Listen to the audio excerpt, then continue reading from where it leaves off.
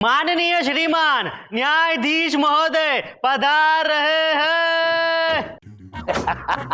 बैठ जाइए, बैठ जाइए।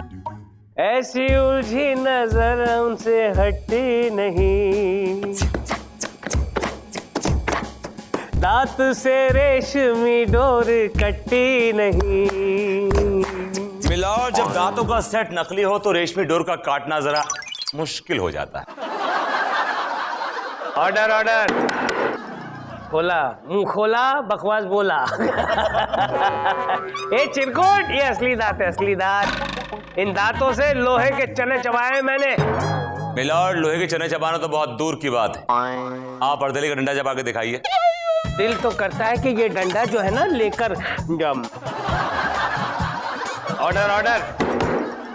ए विभूति, तुमने मुझे क्या बेवकूफ समझ रखा है? मिलॉर्ड, बेवकूफ समझने की जरूरत ही नहीं है। क्या बोला?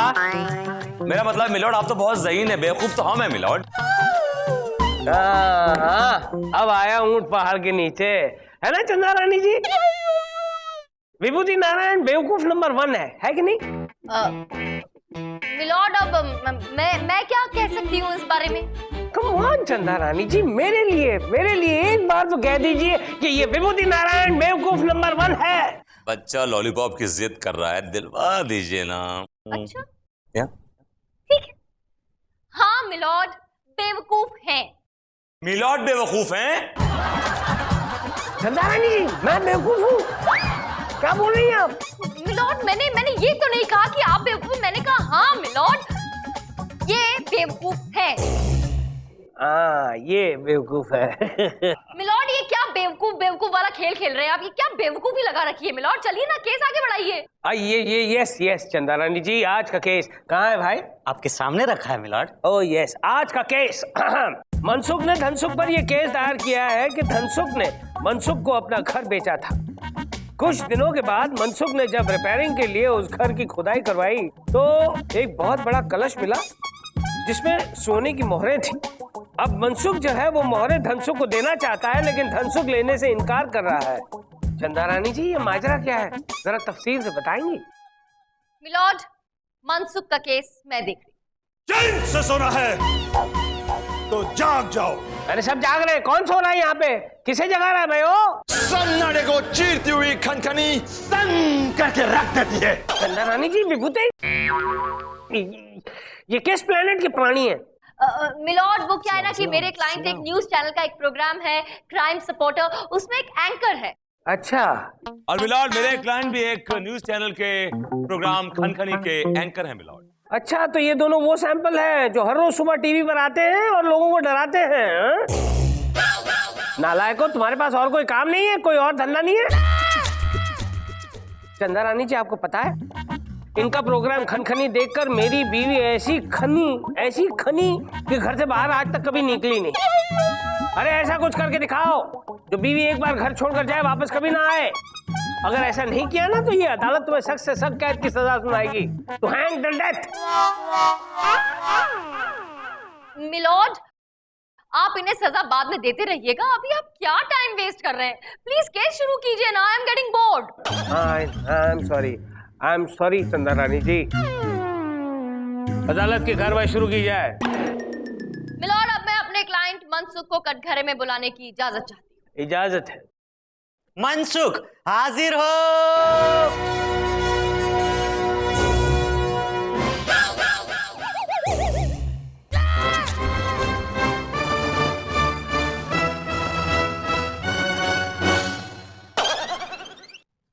मैं कसम खाता हूं कि जो कहूंगा सच कहूंगा, सच के सिवा कुछ नहीं कहूंगा। चैन से सोना है तो जाग जाइए। अरे सब जाग रहे। मिलॉर्ड, ये है मनसुख, मेरे क्लाइंट। इन्होंने आज से 6 महीने पहले धनसुख से घर खरीदा। घर खरीदने के बाद मरम्मत कराते वक्त, खुदाई करवाते वक्त इन्हें उस घर से सोने की मोहरों से भरा हुआ ये कलश मिला। चैन से सोना है तो जाग जाओ।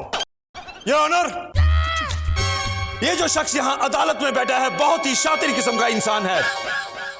इसने ये कलश अपने घर में छुपा दिया। जब मैंने घर की खुदाई की तो ये कलश मुझे मिल गया। मैंने ये कलश इसे वापस देना चाहा, लेकिन इसने लेने से इनकार कर दिया। योर ऑनर, मैंने सिर्फ घर खरीदा है, ये सोने की मोहरों वाला कलश नहीं। अब मैं क्या करूं, आप ही बताओ। चैन से सोना है तो जाग जाओ। अरे कितनी बार बोलोगे यार, सब जाग रहे हैं। अब एक बार और बोलोगे ना तो सब सो जाएंगे, फिर वापस बोलना पड़ेगा। ऑब्जेक्शन मिलॉर्ड, मेरे क्लाइंट धनसुख ने अपना घर मनसुख को बेच दिया है मिलॉर्ड। सन्नाटे को चीरती हुई खनखनी सन करके रख देती है। एक खनखनी सबको क्यों डरा रहा है? जो भी खनखनाना है ना, या कटघरे में आके खनखना, नहीं तो ये मेरा हथौड़ा जो है ना, चीरता हुआ चला जाएगा।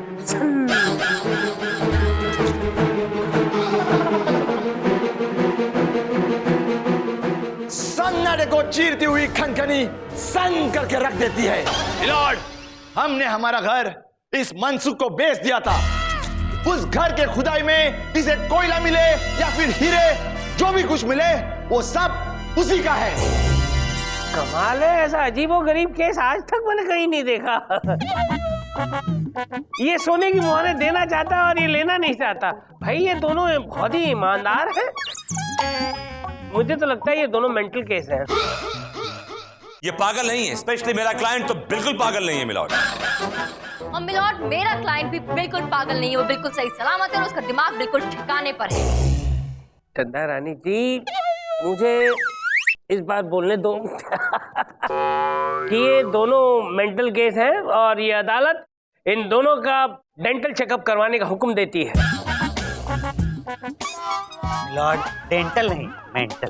अबे डेंटल चेकअप करवाएंगे, दांत अगर साफ रहेंगे तो दिमाग साफ रहेगा, इसलिए डेंटल चेकअप। ये अदालत दोनों का मेंटल चेकअप कराने का हुक्म देती है।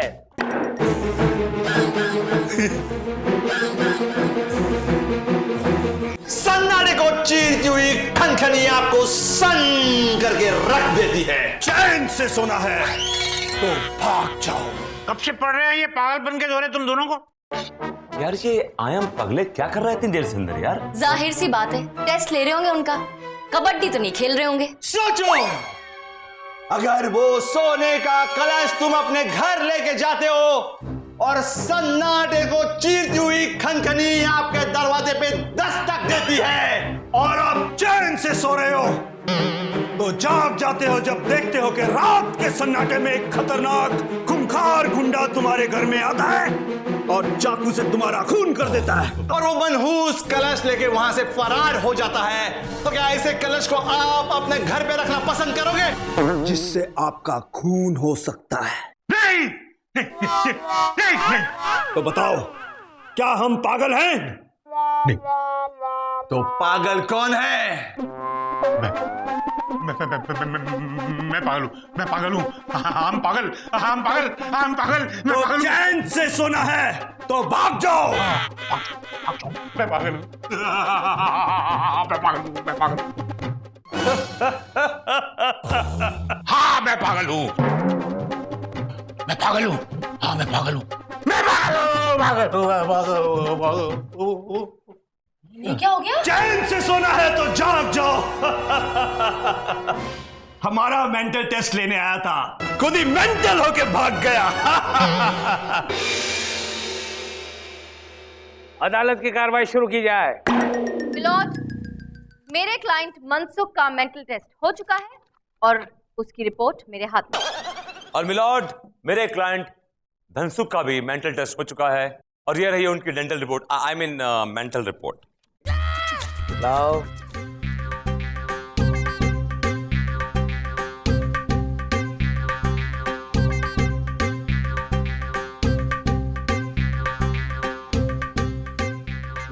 ओहो ओहो, वाह वाह भाई वाह।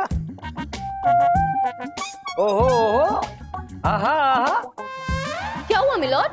अरे भाई, इन रिपोर्ट के मुताबिक तो ये दोनों बहुत ही दुरुस्त हैं। इनफैक्ट बहुत ही ज्यादा शयाने हैं। इतना ही नहीं, इनकी वजह से डॉक्टर पागल हो गया।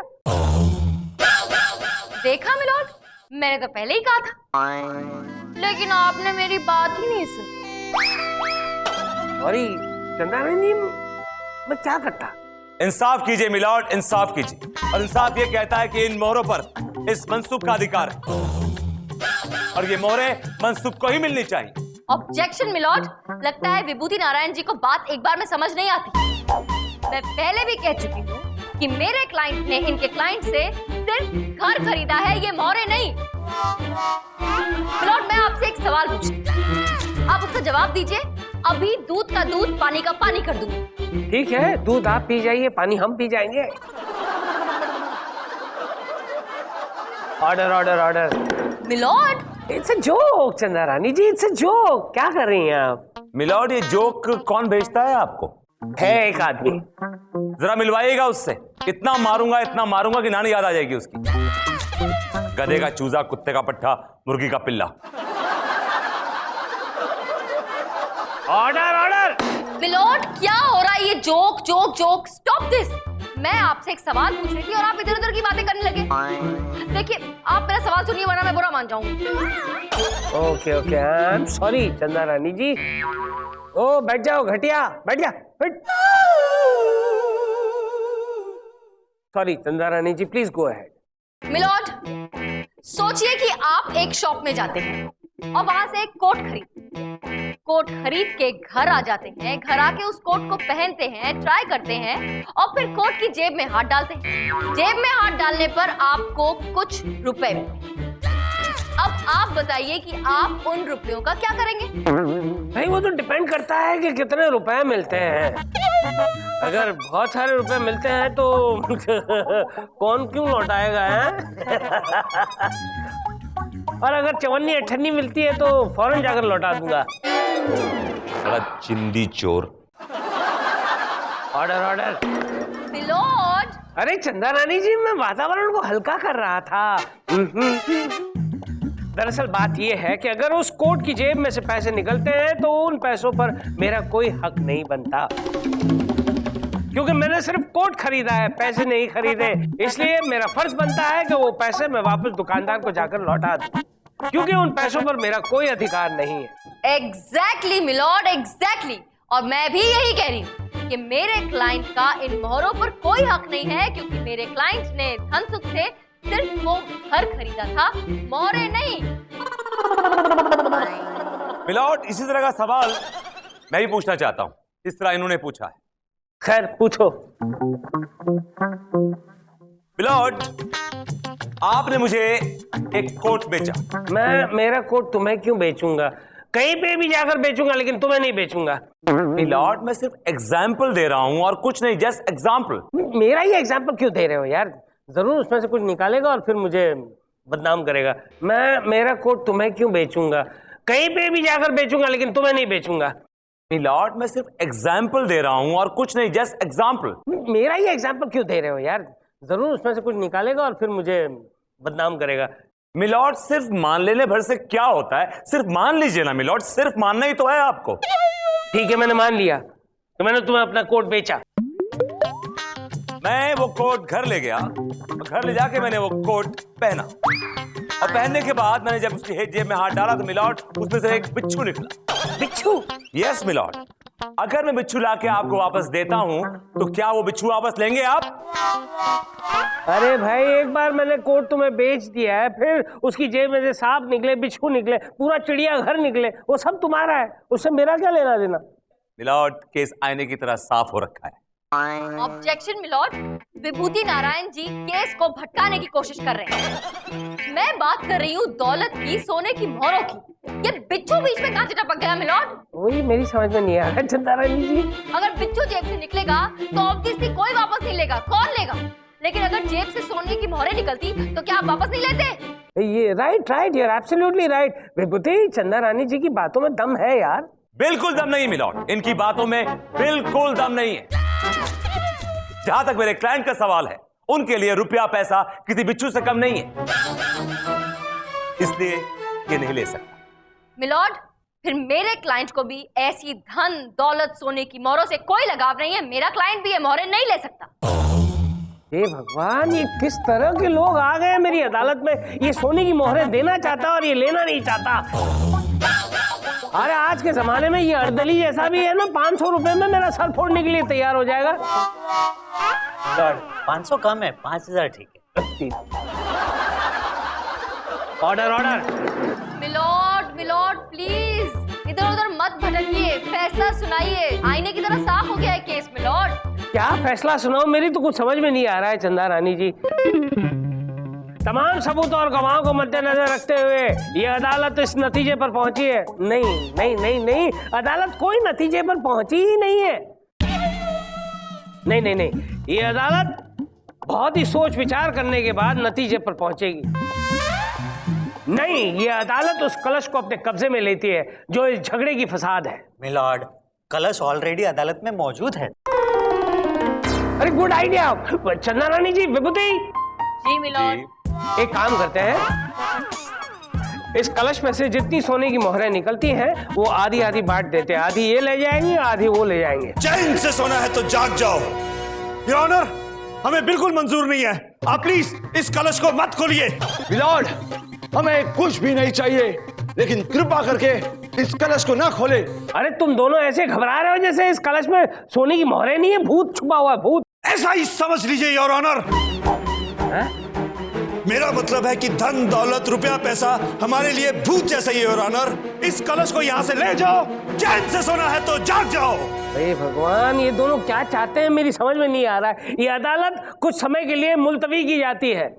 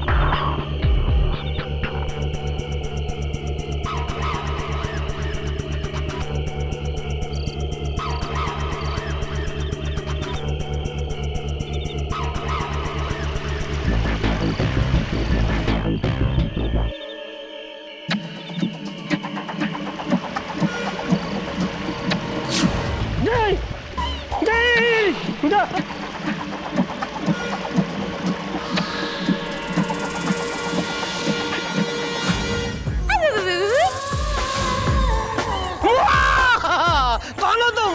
जिनी। जिनी, जिनी,